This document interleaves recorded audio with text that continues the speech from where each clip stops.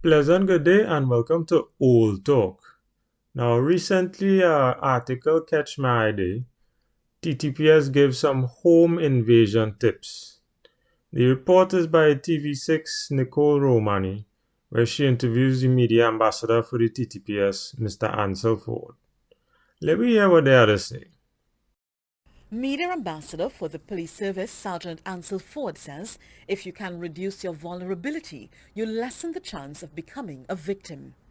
Before they look to go do their blasted job and capture criminals, they go do the Trinidadian thing and give in we a set of talk. If we look at the statistics from the Crime Statistics Office for 2020, we're seeing that around 31,000 police reports were made. And of those 31,000, only 1,286 were prosecuted. Using a little maths, 10% would be about 3,000, 3,100 prosecution. So we have less than 5%, or more accurately 4% in prosecutions for reported crimes. Let that sink in.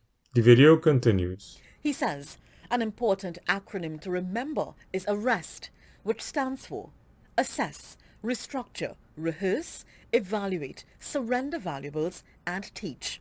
So before they arrest the home invaders, they want to tell you how to react in these situations. And if you surrender your valuables, doesn't that still leave you as a victim? He then explains how to apply it by assessing your surroundings and putting safety measures in place. My perimeter fencing makes me vulnerable. The doors and windows that I have make me vulnerable.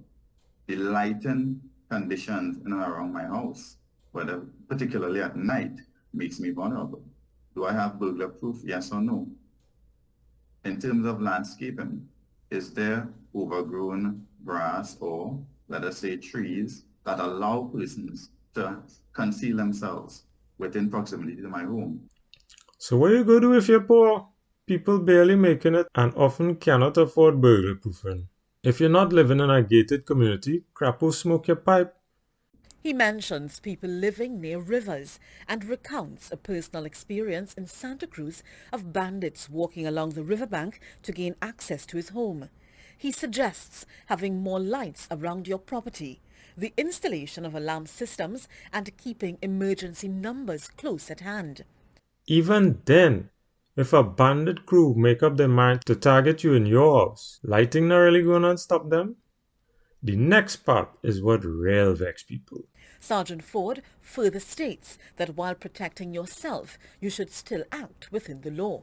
You have a right to defend yourself and to defend your property. What you have to be mindful of is the level of force that you use. You have to not use excessive force.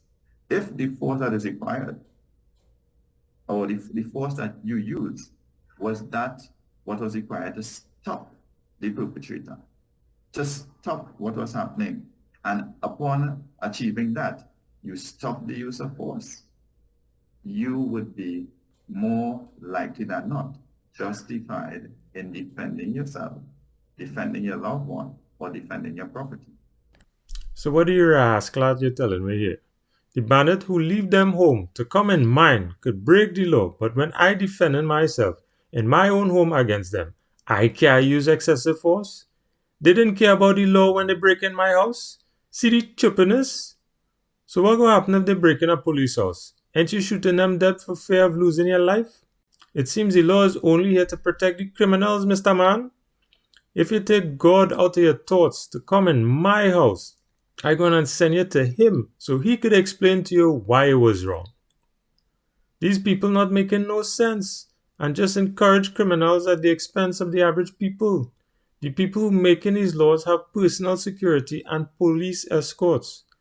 But we the small man must take advantage and pray we don't dead when we handing over we valuables. Utter injustice. Yeah, nah.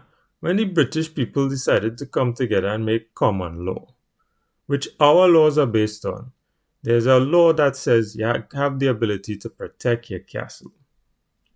The Protect Your Castle clause says when a bandit invade your house, you have it in your right. You are in the right to stop the invader with deadly force.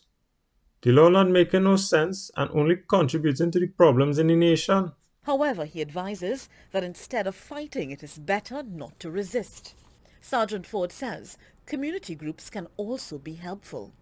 The WhatsApp groups as well.